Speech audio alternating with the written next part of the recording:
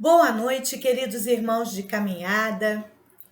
Quero agradecer a confiança depositada ao me convidarem para fazer a exposição neste dia especial em que a Instituição Cristã Espírita Amor e Caridade, o ICEAC, completa 45 anos de existência e a Mocidade da Casa também, que está completando 43 anos e que nós podemos dizer que já alcançou a maturidade pelo tempo, né, de criação dessa mocidade, são 43 anos. E eu digo isso pelo empenho que a gente observa nesses jovens, né, pelo compromisso deles, né, criaram uma banda que vem fazendo um belo trabalho e sendo motivo de alegria não só para a diretoria da instituição e os trabalhadores, mas a todos nós que somos trabalhadores do movimento espírita do Quarto Seu de São João de Meriti, porque eles nos representam no campo da arte, né? Tem se destacado e feito um belo trabalho divulgando a doutrina espírita através da música. Então eu quero iniciar desejando sinceros votos de prosperidade espiritual a todos os que fazem parte deste pontinho de luz dessa casa co-irmã, que nós trazemos assim um carinho especial por cada trabalhador desta casa, e eu quero deixar aqui o meu abraço virtual a cada um dos trabalhadores desta casa, que é uma casa santa e bendita também, um dos pontinhos de luz do nosso quarto seu. Então nós vamos agora ao nosso tema. O tema que nos foi dado é felicidade. E é um tema que seria muito mais desafiador para aqueles que não vislumbram vida para além da vida. Em especial nestes dias difíceis em que estamos mergulhados. Nós podemos nos perguntar: como podemos estar felizes em tempos de pandemia, onde vemos tantos irmãos sucumbirem vitimados por este vírus e por outros males, né?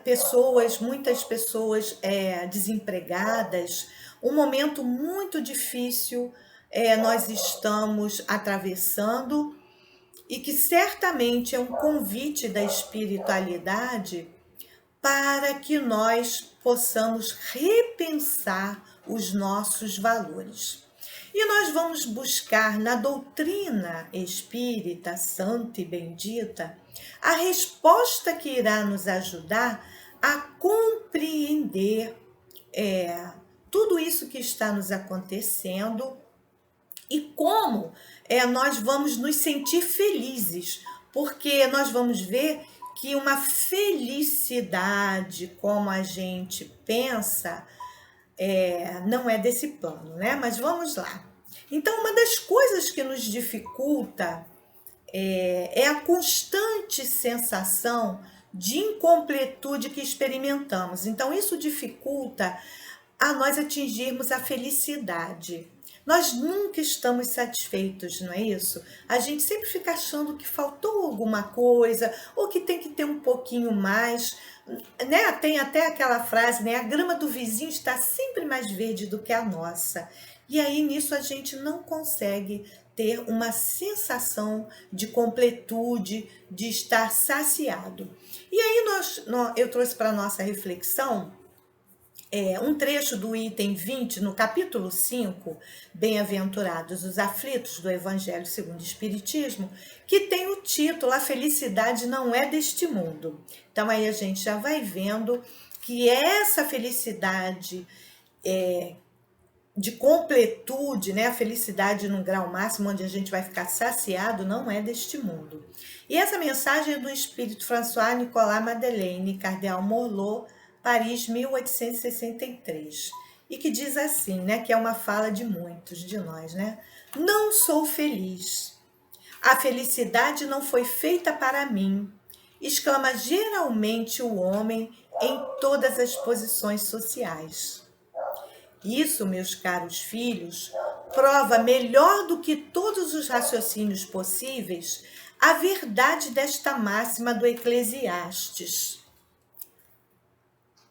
a felicidade não é deste mundo. Com efeito, nem a riqueza, nem o poder, nem mesmo a florida juventude são condições essenciais à felicidade. Nem mesmo reunidas essas três condições tão desejadas. E é verdade, né, minha gente? Riqueza, poder, a juventude não é garantia de felicidade. Então, nós vemos que aqui nesse plano terreno, nós só teremos, né, um estado de felicidade parcial. E para nós compreendermos isso, eu trouxe a questão 920, que é uma pergunta que Kardec fez aos espíritos sobre felicidade e infelicidade relativas, né? Então vamos lá. Kardec indagou os espíritos: pode o homem gozar de completa felicidade na Terra? E olha o que os espíritos responderam: não, pois a vida lhe foi dada como prova ou expiação. Dele, porém, depende a suavização de seus males e o ser tão feliz quanto possível na Terra.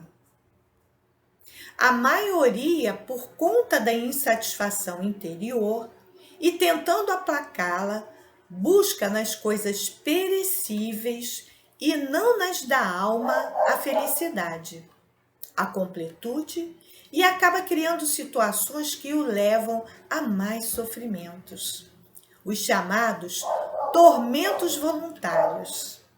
E é verdade, né? E aí, eu fui buscar o significado de voluntário, acho que a maioria de nós tem uma noção, né? Que voluntário é aquele que vai em busca de algo por sua própria vontade. Então, tem tormentos que nós buscamos para a nossa vida. E nós vamos ver, ainda no capítulo 5, no item 23, desculpem, o que nos diz o espírito Fenelon sobre esses tormentos. E ele nos esclarece: em vez de procurar a paz do coração, única felicidade real neste mundo, ele é ávido de tudo o que pode agitar e perturbar. Então, ele diz que nós somos ávidos de tudo que pode nos agitar e perturbar. E ele diz mais: haverá maiores males do que os que derivam da inveja e do ciúme? É verdade, né? Para o invejoso e o ciumento, não há repouso. É verdade, não é, meus amigos? E continua ele, ó. Nós vamos ver agora, aqui no capítulo 5, no mesmo capítulo Bem-aventurados os aflitos, nós vamos ver no item 4 as causas das aflições que Fenelon cita aqui, que nós vamos em busca deles com as nossas ações. E Kardec, né, relaciona nesse item 4 quais são as causas das nossas aflições que não nos deixam ter essa completude, essa felicidade que a gente tanto almeja. E ele diz assim, ó: quantos são vítimas de sua imprevidência, de seu orgulho e de sua ambição? Quantos se arruinam por falta de ordem, pelo mal proceder ou por não terem sabido limitar seus desejos? Vamos pensando, né? Quantas uniões desgraçadas porque resultaram de um cálculo de interesse ou de vaidade? Quantas doenças e enfermidades decorrem da intemperança e dos excessos de todo gênero? E aqui, quando fala nessa parte das doenças, eu quero chamar a atenção para este momento onde muitos irmãos nossos estão adoecendo, se contaminando por desrespeitar as regras de saúde impostas pela ciência. Não são todos os casos, porque nós sabemos também dos idosos, aqueles que estão já aposentados, que ficam no seu lar, mas têm os seus netos jovens e estão adoecendo pela falta de amor e de cuidados dos mais jovens com esses idosos. Então, gente, quanta coisa né, impede a nossa felicidade por nossa própria incúria. E continua Kardec, ó, quantos pais são infelizes com seus filhos porque não lhes combateram desde o princípio as más tendências. E aí ele pergunta, a quem então há de o homem responsabilizar por todas essas aflições, senão a si mesmo? O homem as evitará quando trabalhar por se melhorar moralmente, tanto quanto trabalha por sua melhoria intelectual. E aí, gente, nós vemos aqui quantos, né, de nós ficamos focados, preocupados só com a parte intelectual dos nossos filhos, e ela é importante, não é? Porque Emmanuel diz que o espírito precisa de duas asas, a asa do intelecto e a asa do moral. Mas nós vamos alcançando isso paulatinamente a cada existência. Mas nós precisamos equilibrar, ter, né, buscar um equilíbrio onde a gente esteja avançando no intelectual e no moral também, se possível, numa mesma gradação, para não haver um disparate muito grande, né? Com a intelectualidade lá em cima e o moral cá embaixo. O que vai acontecer? Nós vamos ter uma pessoa, como a gente tem visto muito, com muita intelectualidade, mas sem nenhuma moral. E agindo arbitrariamente, sendo corrompendo as pessoas e sendo corrompido, não é isso? Então, o bom é que se tenha um equilíbrio, não é? Para que nós possamos avançar enquanto espíritos rumo ao progresso. E aí eu trouxe a questão 921 de O Livro dos Espíritos, onde vai tratar da felicidade e da infelicidade relativa. A questão 921, Kardec pergunta aos espíritos: concebe-se que o homem será feliz na Terra quando a humanidade estiver transformada? Então, olha aí. Mas enquanto isso não se verifica, poderá conseguir uma felicidade relativa? Então, olha aí que Kardec pergunta aos espíritos, né? Então, vamos ver a resposta. Ó. O homem é quase sempre o obreiro da sua própria infelicidade. Pela prática da lei de Deus, a muitos males pode forrar-se, proporcionando a si mesmo felicidade tão grande quanto o comporte a sua existência grosseira. Então, meus amados, aquela felicidade real a gente não vai encontrar aqui, né? E aí eu trouxe também a questão 922, onde Kardec faz uma outra pergunta. Ó. A felicidade terrestre é relativa à posição de cada um. O que basta para a felicidade de um constitui a desgraça de outro. Olha aí, gente, né? Haverá, contudo, algum critério de felicidade comum a todos os homens? Olha que sabedoria nessa pergunta de Kardec, porque a gente pode se fazer essa pergunta.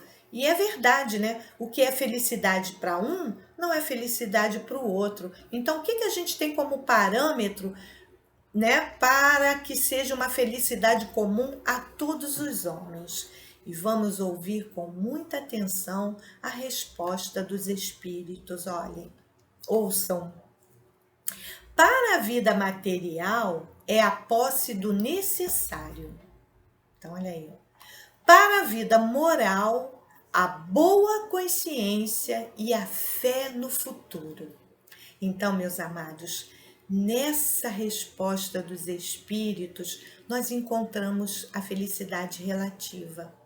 Primeiro na vida material, que é uma coisa, né, que a humanidade estava vindo, né, num compasso desenfreado pela posse do material de uma maneira absurda. As pessoas não estavam se contentando com o necessário. E agora nós fomos freados. Nós estamos indo para o segundo ano de pandemia. E a gente precisa se perguntar, porque Deus não permite que as coisas aconteçam sem um propósito. E a gente precisa se perguntar qual o propósito de Deus para nós com esse segundo ano já que nós vamos de pandemia, porque a gente já está quase chegando ao meio do ano, não é isso?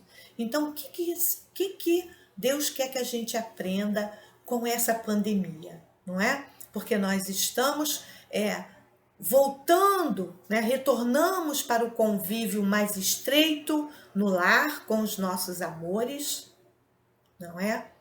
As pessoas não estão mais arvoradas naquela coisa de comprar, de consumir, não é?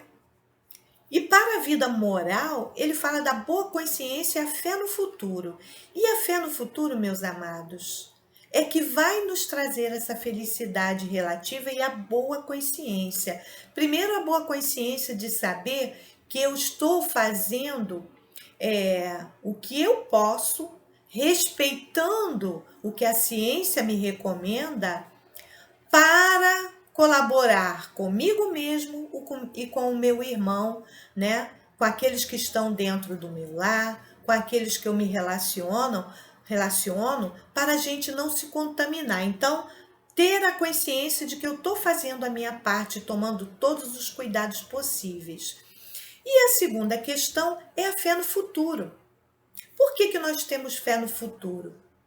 Porque nós sabemos que a morte não existe, que nós vamos continuar a viver, não é? Ninguém morre. A doutrina, o espiritismo, não é isso? Matou a morte.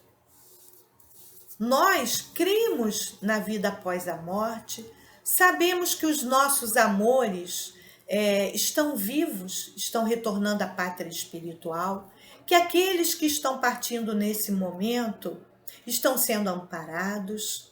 Pediram, porque a gente sabe que no nosso planejamento encarnatório, nós pedimos o que iríamos passar. Então, todos nós que estamos aqui nesse barco, nesse momento, nós pedimos para passar por essa experiência e precisamos aproveitá-la.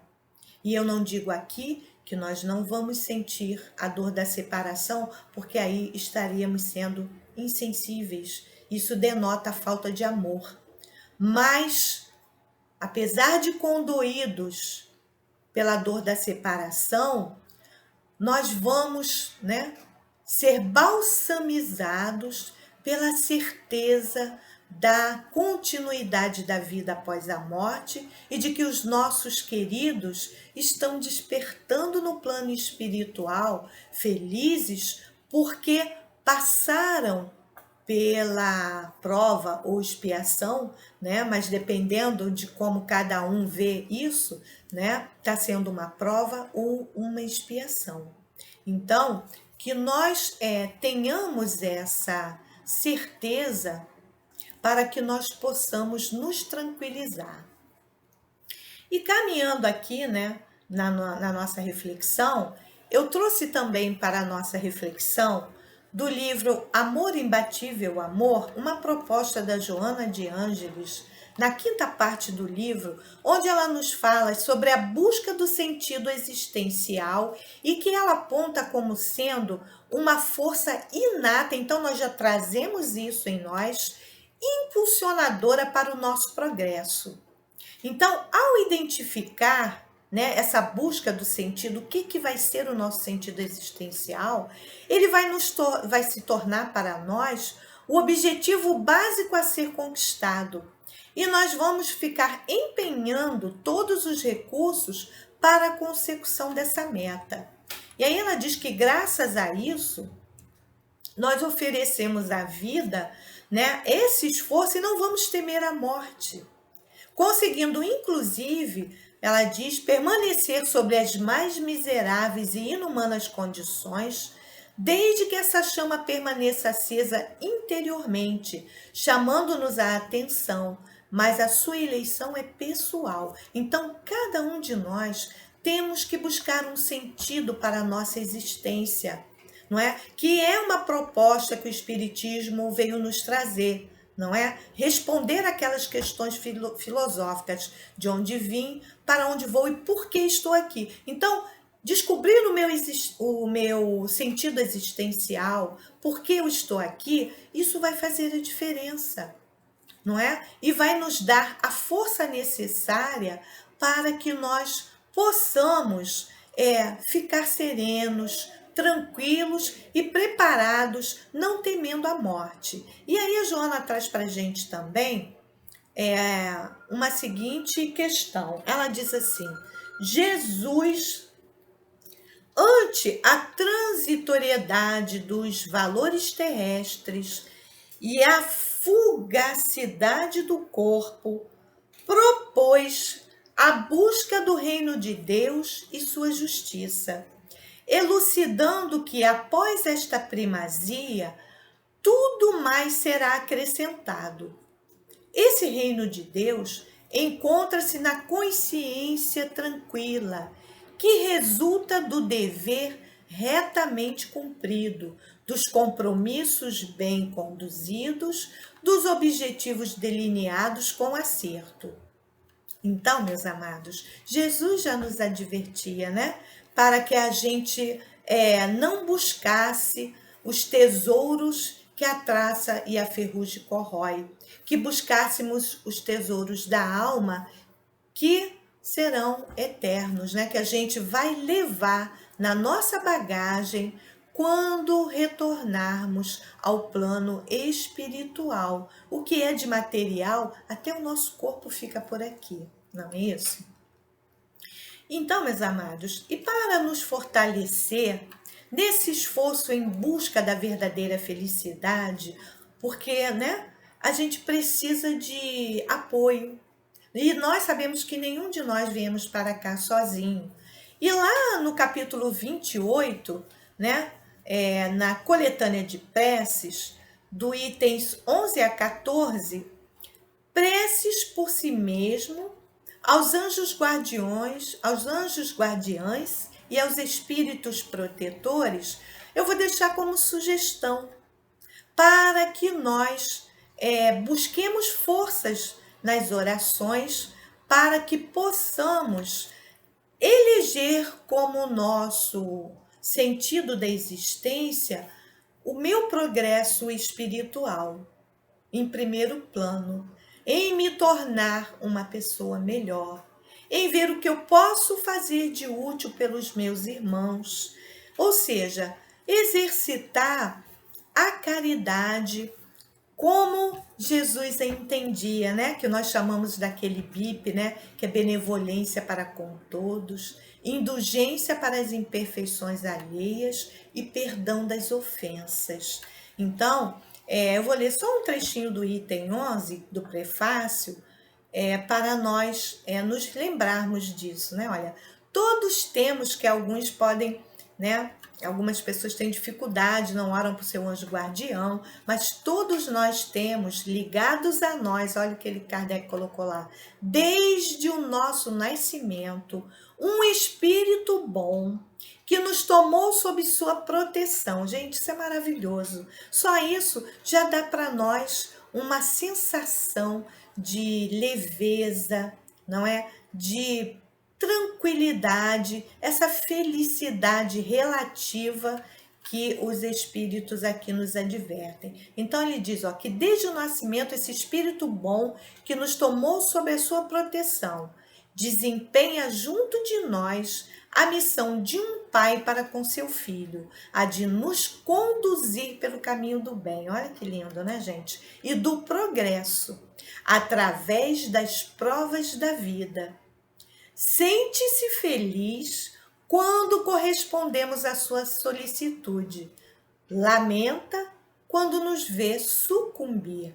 Então, meus amados, olha que coisa linda, né? Que já ajuda a gente a também se sentir feliz, saber que nós temos um anjo guardião que vai nos ajudar nos nossos momentos de aflições, quando a nossa fé estiver vacilante, porque a nossa fé é vacilante, mas que a gente possa estar constantemente em conexão com esse anjo guardião, né? Eu tenho dito que um dos grandes ensinamentos também dessa pandemia é com relação a nós afinizarmos as nossas emoções, a nossa capacidade de nos sentir próximos um do outro através do pensamento, das emoções e não só fisicamente.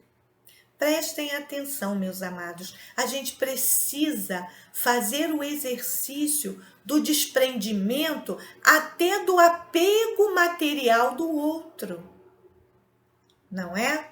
Nós estarmos unidos pelo pensamento. Isso também é um exercício, porque o plano espiritual está sempre em roda de nós, não é? E vai estar de acordo com as nossas emoções, é que vai dar o tipo de espíritos que vão estar em roda de nós. Por isso a importância da gente orar o nosso anjo guardião para nos fortalecer, para que nós consigamos dar esse salto de melhorar os nossos pensamentos, as nossas ações, para que possamos avançar.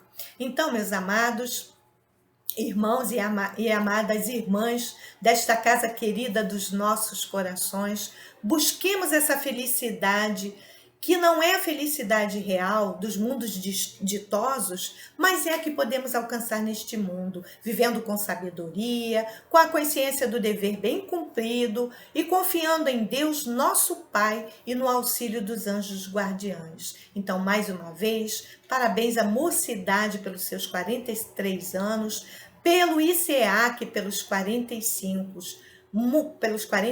anos, desculpem, muita luz e muito trabalho no bem a todos os trabalhadores desta casa santa e bendita. Muito obrigada, meus queridos.